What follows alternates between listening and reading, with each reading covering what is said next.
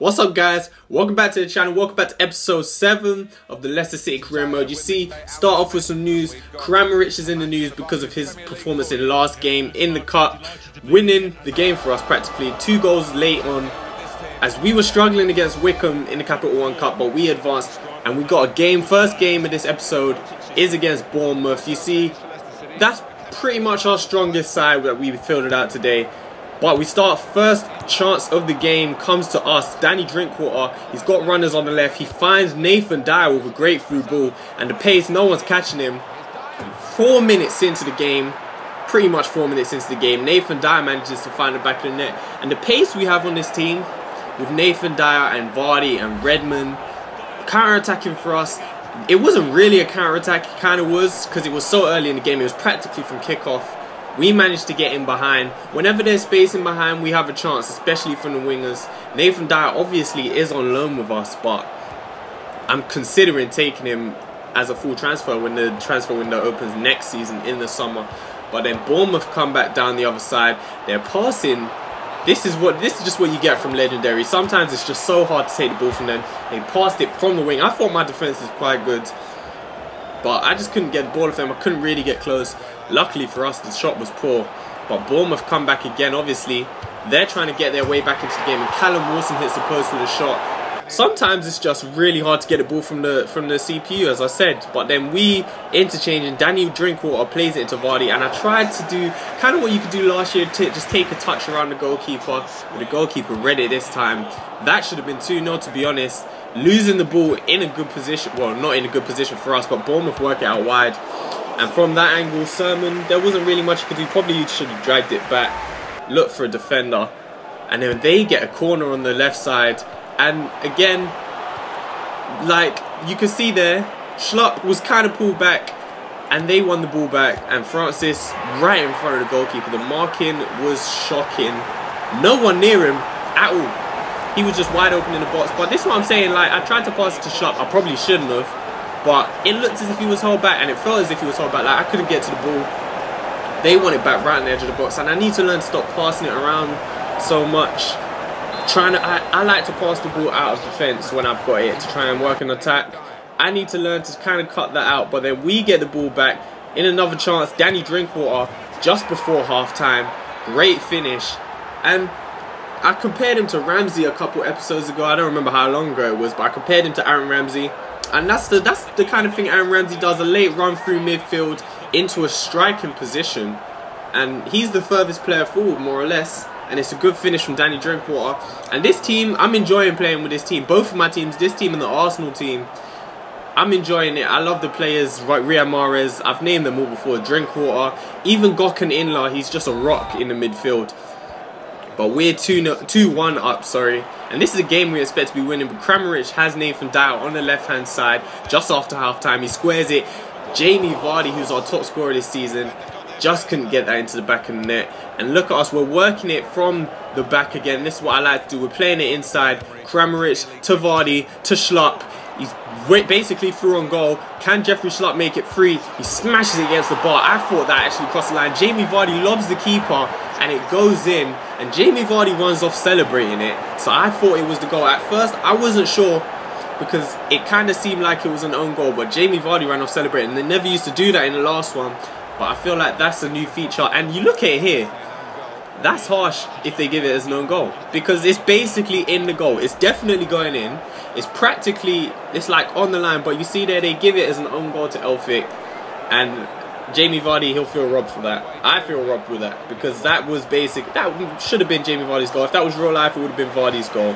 But you see, Bournemouth get another chance again from us giving the ball away. When we should have just, I tried to clear that one. I just didn't get enough power on it. But at this point, we're kind of comfortable. Obviously, Bournemouth have to come at us. And like I've mentioned before, counter-attacking this team is dangerous. Like, as soon as we get out running, we've got Schlupp, Mahrez, Dyer, I've named them all, Vardy, a lot of pace. And for some reason with this team, when I set them to counter-attacking especially, when we break in a lot of numbers. But Bournemouth getting forward here, they pull it back. Inler gets tackled on the edge of the box again. We're trying to pass it out, but look at the way we pass it out this time. One touch passing, and now we're on the break again. this is what I love doing. Riyad Mahrez now, all kinds of space down the left-hand side. He's bringing it into the middle. So many options. Ends up chipping it to Andre Kramaric. And he gets, I think, his second goal of the season. And this is why I like to pass it out of the back, because you get chances like this. The passing was excellent. One-touch passing, so quick. And the amount of space. You see, Mahrez has 3 other options in the box. I didn't know what to do. He had Kramaric, he had Okazaki, he had Vardy obviously at the back post. Obviously I could have shot with Mahrez, which I was thinking about doing. In the end, I just decided a little chip back to Kramaric. Second goal of the season, 4-1 up. And we're flying high with this Leicester career. Obviously we struggled in the last game against Wickham in the live match. And that caught me by surprise. I definitely underestimated Wickham, because I think they're League 2, and we just played poor against them. But you see here, Okazaki in the 89th minute winning it back. I don't know what they were doing in the defence, but he won it back right in the corner flag and just ran into the box. No one even came across really to defend it. And it's an easy goal for Okazaki. I like bringing Okazaki off the bench. He does well when he comes off the bench. He's a nice energy player. He closes down well. And I think he scored a couple goals off the bench already for us this season. So he could be fighting for a spot in the starting lineup. I don't know, but you see there the scoreline, 5-1. We scored 5 goals for the second game in a row, like we did against Tottenham when we beat them 5-2.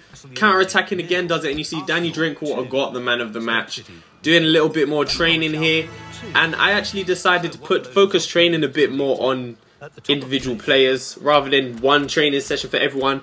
I took some away, put them on Mahrez and Schlupp. I think they both had 2 each. I took off Barmby and the player I got from the youth squad. I took off. But you see there was actually a news clipping about international jobs for me, and one of the teams that was down at the bottom, I don't know if you saw it there, was England. Let me know if you would like to see me manage an international team, because I don't mind. There's only a few national teams that I'd probably want to manage. England kind of would be one, France, probably Germany, and maybe a few other, Belgium maybe. I'd consider it. So if that's something people want to see, maybe I'd do it. But we get into the game here against Aston Villa. And this game, it was a lot of just passing the ball around. We had a corner here. Like, these are the clips that I put into the game when they're the games are kind of just going on. Nothing much happening.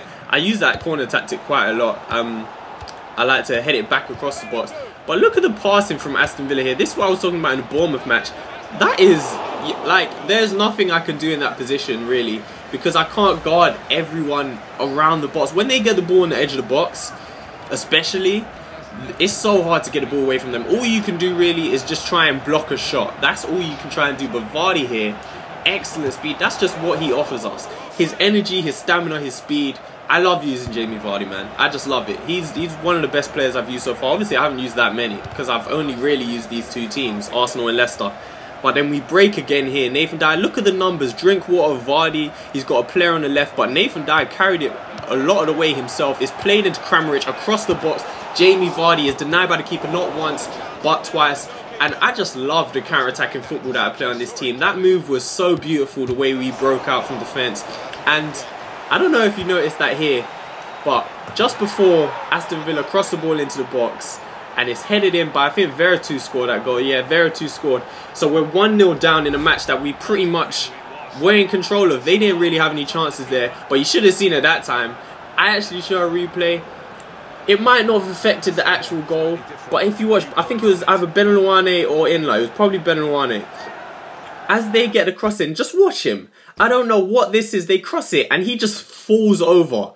And obviously, maybe it wouldn't have affected there, but I was actually trying to control Benalouane, so he could have come across and maybe stopped that cross. But then 1-0 down, we try and get on the attack to get a goal. And that was the last chance of that game. You see it ended 1-0 to Aston Villa, and that's our first defeat of the season. Not the team you'd want to lose against. We haven't really had any big challenges. We've had Tottenham, which is our biggest challenge so far this season. And we've played Stoke this season, and I think, yeah, I went with the 5-3-2 again, the same formation we used against Tottenham, and hit Tottenham on the break. And that match, you saw how that ended, 5-2 to us. So we went with the 5-3-2 again because I thought Stoke would go with a big, strong side. So I tried to counteract that. 3 minutes in though, Stoke got the first opportunity in the game, and it came through Glenn Johnson. Mame Biram Diouf just bulldozing basically through. and they get a corner right here. And every time they get a corner, I'm thinking counter-attack, to be honest. And it's punched out by Schmeichel, and Jamie Vardy just beats his man, leaves him on the floor, shows him a clean pair of heels. And Jamie Vardy, you already know no one is catching him. No one comes across also. Jamie Vardy into the box, and they come across too late. And it's a great finish by Jamie Vardy, our top scorer this season. He runs off celebrating, and 6 minutes in, another goal comes for Leicester City off the counter-attack from a Stoke corner. And corners here, because the keepers, corners are so not dangerous with the CPU, because the keepers usually come out and just catch it or punch it away. No matter where it is, they're just locked onto it, they punch it away. So when the CPU get a corner, it's more of an attack for me on the break, because of players like Vardy. You see, he picked it up and he just ran so much space for him to run into, and that's a great finish into the bottom corner. Jamie Vardy put us 1-0 up, and we've scored quite a few early goals in this career mode, and in the Arsenal career mode as well, especially. You'll see that. But that's Jamie Vardy's 6th goal of the season, and even though he was the danger man I pointed out at the start of this series, I wasn't expecting him to start a season this well. But you see Stoke, poor touch, giving the ball away. Riyad Mahrez now finds Andre Kramaric in the box. He puts it across to Jamie Vardy. Great touch and a great finish. And Jamie Vardy, he's just on fire right now. He can't be stopped. 2-0 up, 11 minutes in. Those were the first 2 chances of the game. Obviously, we scored the first goal in the 7th minute. But then with the celebrations and all that, that went into maybe the 9th, 10th minute. So we basically scored this goal straight after. They gave the ball away from kickoff, and Kramaric had to look for Vardy. It's a good touch, good finish. Jamie Vardy is clinical. The amount of pace he has, the amount of stamina he has. I keep going on about him, but he is just so all-round in this game. He's strong as well. Sometimes I have the ball with him and he just can't be taken off the ball. But right here, I think that's the end of the first half of this game, and we're 2-0 up. And Stoke, they didn't really offer anything, but they got their first chance of the game right here, 54th minute. I think it's Steve Sidwell really, and they highlighted Robert Huth, obviously playing against his old squad. And I don't really know how long I'm going to keep Robert Huth. I don't have too many defensive options, but obviously when Liam Moore comes back next season from loan, he's probably going to go into the starting lineup. But here, Odemwingie, look at this goal now. I talk about when the CPU have the ball on the edge of the box, and this is what I mean. There's all you can really hope to do is just block a shot, because they just come out with random things. Like, there's no danger here, there's nothing. I've got defenders in the way, I've got people in the box, and he comes out with a left-footed shot, no backlift, no threat, just into the bottom corner out of nowhere. I didn't see much I could have done with that, apart from obviously maybe get tighter on him, but then he probably would have just passed it around me with a 1-2. But you see a great chance there, missed by Ibrahim Afellay, who is, I can't believe he is almost 30 years old. It's ridiculous how time goes, man, because I remember when he was about 19, he was the next big thing, and his career's just been wasted away. I think he's like 29 years old. That's crazy. But you see, 90th minute here, we still have the lead, and all we're doing now, because Stoke were putting so much pressure on me, you didn't really see them throwing balls into the box. I just decided to hold the ball in the corner. We didn't actually keep it in the corner, but that was all she wrote for this game, and that was the last game of the episode. So for this episode, we ended with 2 wins and 1 defeat, our first defeat of the season. Jamie Vardy there highlighting, obviously he was man of the match. His 2 goals won us the game. And in the news, Vardy Revolution, the fans have a new name to chant, which isn't really new because he's been doing it for a while. Kramaric is obviously happy with his selection. Starter for me now, he's playing most of the games. But you see the next first of all, you see the league table, top of the league.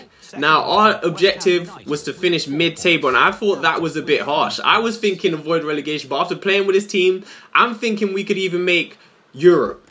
Not only mid-table, maybe Europa League, maybe even Champions League the way we're playing right now. I know we're going to start losing games. It's not going to last forever. But with this start, I'm thinking Europe is a possibility. You see, next episode, we have a game against Morecambe. So that's going to be a live game. Then we have a couple more games. We have one against Arsenal, which will be our biggest test this season so far. Thank you for watching, however, guys. That's where the episode is going to end. I appreciate you as always. Bye.